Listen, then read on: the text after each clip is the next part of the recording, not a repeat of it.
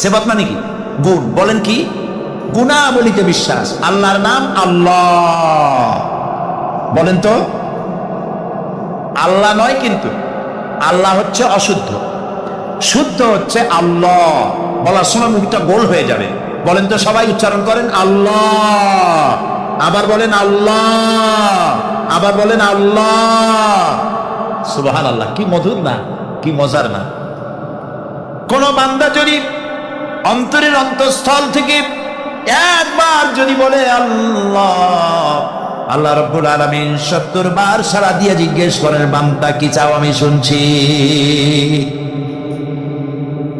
আল্লাহ হচ্ছে ইসমে জাত, আর সেবাতি নাম হচ্ছে বাকি 98টা নাম। মোট ওয়ালাহুল আসমাউ হুসনা, আল্লাহ তাআলা রয়েছে পবিত্র নাম, অনেক নাম, 99টা নাম। কয়টা নাম? আল্লাহ হচ্ছে ইসমে জাত। এই যে আমরা অনেক সময় খোদা বলি, খোদার কসম, খোদার কিরা, খোদা হাফেজ বলি না আমরা? এই খোদা শব্দ যতটা সম্ভব এই শব্দ উচ্চারণ থেকে বিরত থাকা উচিত, কারণ আল্লাহর 99 নামের মধ্যে খোদা বলে কোনো শব্দ নাই। কেউ যদি 10 লক্ষ বার খোদা বলে, একবার আল্লাহ বলার সমান হবে না, হবে না। কেমন খোদা বলে আল্লাহ নিজের নামকে পরিচিত করেন নাই। আল্লাহর নাম হচ্ছে আল্লাহ। আল্লাহর নাম কি? আর বাকি হলো গুণবাচক নাম। তিনি রব, তিনি রাজ্জাক, তিনি ওয়াদুদ, তিনি জব্বার, তিনি কাহ্হার, তিনি রহমান, তিনি রহিম। এরকম আছে না নাম? সব গুণবাচক নাম। এই আল্লাহকে বিশ্বাস করতে হবে। 1 নম্বরে তার অস্তিত্ব, তিনি আছেন। 2 নম্বরে গুণ সহকারে বিশ্বাস করতে হবে। আমরা পানিকে বিশ্বাস করি সে সুবাইয়া ডুবাইয়া মারতে পারে, এই হিসাবে বিশ্বাস করি, ঠিক না? আগুনকে বিশ্বাস করি সে পোড়ায় মারতে পারে। সাপকে বিশ্বাস করি সে দংশন করলে আমি মরে যেতে পারি, ঠিকই না? এইভাবে প্রত্যেকটা জিনিসের গুণ সহকারে তাকে বিশ্বাস করতে হয়। সেই জন্য আল্লাহকে আল্লাহ আছেন এটা শেষ কথা নয়, তার গুণ সহকারে তাকে বিশ্বাস করতে হবে। তিনি হচ্ছেন খেতে দেওয়ার মালিক, রাজ্জাক। মানে বলেন তো নামটা কি? রাজ্জাক মানে কি? রিজেক দাতা। কে রিজেক দাতা? এই জন্য রিজেক চাইতে হবে কার কাছে? আল্লাহর কাছে। কোনো অভাব অভিযোগের জন্য আমি কাউকে বলবো না আপনি আমার খেতে দেন, আল্লাহর কাছে চাইতে হবে। চাইবো কার কাছে? আল্লাহর কাছে। খেতে দেওয়ার মালিক তিনি। আচ্ছা বলেন, এই পৃথিবীর মধ্যে মানুষেরা বেশি না হাতি, ঘোড়া, বাঘ, ভল্লুক, ময়না, টিয়া, মাছ, পাখি, পতঙ্গ, কীট, এগুলো বেশি? কোনটা বেশি? আমরা বেশি না ওরা বেশি? ওরা বেশি, ওরা বেশি। এই যে অসংখ্য হাতি আছে পৃথিবীতে, হাতির পেট বড় না আমার পেট বড়? গন্ডারের পেট বড় না আপনার পেট বড়? কুমিরের পেট বড় না আপনার পেট বড়? আচ্ছা, এখন এই সব প্রাণীদেরকে কে খেতে দেন? আপনার আমার তো ব্যাংকে ডিপোজিট আছে, কম থাকুক বেশি থাকুক, গোলায় ধান আছে, চাউল আছে, বাড়িতেও আছে, আছে না? কিন্তু এই যে পাতিশিয়াল, ফক্স, পাতিশিয়াল চেনেন? চিনবেনই তো, সাংঘাতিক চালাকি বলি।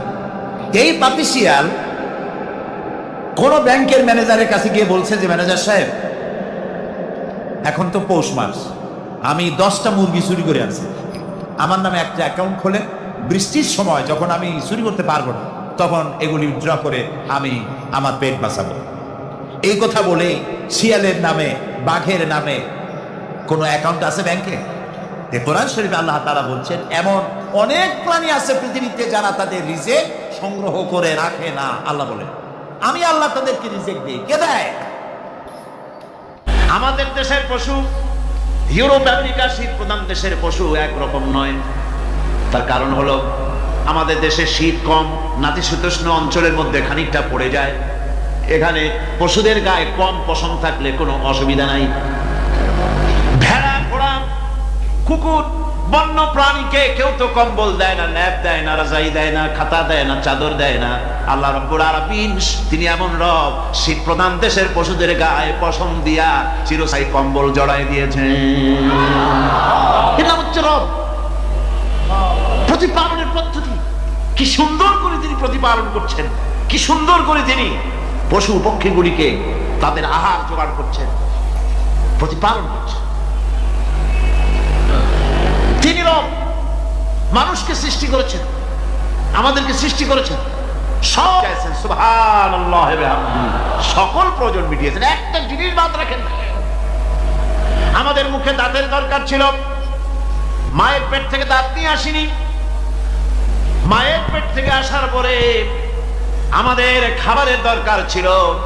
লক্ষ্য করেন রব কারে বলে, লক্ষ্য করুন। মায়ের পেটের মধ্যে যখন ছিলাম, ওখানে কোনো রোগের জীবাণু ঢুকতে পারে নাই। ফি কারারিন মাকিন, একটি সুরক্ষিত জায়গায় আল্লাহ রাব্বুল আলামিন বাচ্চাকে রেখেছেন, যেখানে কোনো সর্দি হবে না, জ্বর হবে না, সর্দি হবে না, ব্রঙ্কাইটিস হবে না, ডায়াবেটিস হবে না, প্রেসার হবে না। মায়ের পেটের মধ্যে বাচ্চাকে এমন জায়গায় আল্লাহ যত্ন করে রেখেছেন। এই বাচ্চা যখন মায়ের পেট থেকে বেরিয়ে এলো, তখন তার পরিবেশ অত্যন্ত খারাপ। এখানে পলিউশন আছে, এখানে কার্বন ডাই অক্সাইড আছে, এখানে বিষাক্ত হাওয়া আছে, এখানে দূষিত আবহাওয়া রয়েছে। প্রতি মুহূর্তে রোগ তাকে হামলা চালাতেছে। এই রোগের থেকে সে বাচ্চা বাঁচবে কি করে? এর জন্য রব্বুল আলামিন তিনি এমন রব, মায়ের বুকের মধ্যে যে খাবার তৈরি করলেন বাচ্চার, ওই খাবারের মধ্যে বাচ্চার ওষুধও আল্লাহ পাক বানাইয়া দিলেন। মায়ের বুকের দুধ শুধু দুধ নয়, এটা ওষুধ। সুবহানাল্লাহ, এটা খাদ্য, এটা ওষুধ, এটা ভিটামিন, এটা ক্যালসিয়াম,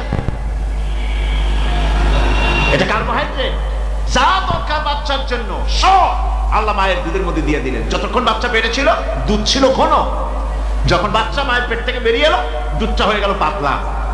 এই পাতলা দুধটা খাবে, ওষুধ আছে এর মধ্যে, ভিটামিন আছে, খাইতে যেন বিস্বাদ না হয়, একটু মিষ্টি দিয়ে দিলেন আল্লাহ, যাতে বাচ্চা মুখ ফিরায় না নেয়, সেজন্য খাইতে চায়। তারপরে যখন বাচ্চা হাড্ডি খেতে হবে, মাছ খেতে হবে, গোশত খেতে হবে, দুধের আর দরকার নাই। তার শরীরের ভিতরে রেজিস্ট্যান্স, রোগ প্রতিরোধক শক্তি তৈরি হয়েছে। এখন আরো ভালো খাবার দরকার। আল্লাহ রাব্বুল আলামিন মায়ের দুধকে শুকায় দিলেন, চুষলু আর পাওয়া যাবে না, দুধ শুকায় গেছে। এখন বাইরের খাবার খেতে হবে। আসছিল যখন বুকে দাঁত ছিল না, বাইরে যখন এলো, দাঁতের যখন দরকার হলো, কোন আল্লাহর বান্দাকে আল্লাহর কাছে দরখাস্ত করেছেন যে আল্লাহ আমার কয়েকখান দাঁত দাও, দাঁত ছাড়া আমি চাবাই কেমন? এই সবগুলি দাঁত কে সেট করে দিলেন? রব্বুল আলামিন দাঁতগুলিকে সেট করে দিলেন। মুখের মধ্যে দাঁত এসে গেল। আল্লাহ রাব্বুল আলামিন শরীরটাকে সাজিয়ে গুছিয়ে, হিউম্যান বায়োলজি যাকে বলা হয়, এই শরীরকে যে সুন্দর করে আল্লাহ পাক তৈরি করলেন, বলে শেষ করা যাবে না কত সুন্দর করে আল্লাহ পাক বানিয়েছেন। আপনার মাথার ভিতরে সেল তৈরি করা হলো, ব্রেন তৈরি করা হলো। এই ব্রেনটা শুকনা জায়গায় রাখা হয় নাই। শুকনা জায়গার মধ্যে ব্রেনটা যদি থাকতো, নড়াচড়া করে আপনার ব্রেনের যে টেকনোলজি আল্লাহ পাক ইউজ করেছেন, সেটা অসুবিধাগ্রস্ত হতো। এই জন্য ক্রিম যেভাবে পানির মধ্যে ভাসা থাকে, পানির মধ্যে ভাসমান ক্রিম, মাখন যেভাবে রাখা হয়, সামান্য পানির মতো করে এর ভিতরে ব্রেনটাকে রাখা হয়েছে। এই ব্রেনের ভিতরে, ব্রেন হচ্ছে পৃথিবীতে কম্পিউটার, আজকের পৃথিবীর শ্রেষ্ঠ আবিষ্কার। কিন্তু মানুষের মাথায় যে কম্পিউটার আল্লাহ পাক দান করেছেন, এই কম্পিউটারের সামনে দুনিয়ার কম্পিউটার এদিন। এবার লন্ডন গিয়েছিলাম, প্রত্যেক বছর 1.5 মাস 2 মাস সময় পাই, কিন্তু আপনারা দোয়া করেছেন এখন পার্লামেন্টে সময় দিতে হয় বেশি। বিদেশের সফর কমে গেছে। 10 দিনের জন্য গিয়েছিলাম। ওরা আমাকে একটা ডায়েরি দিল।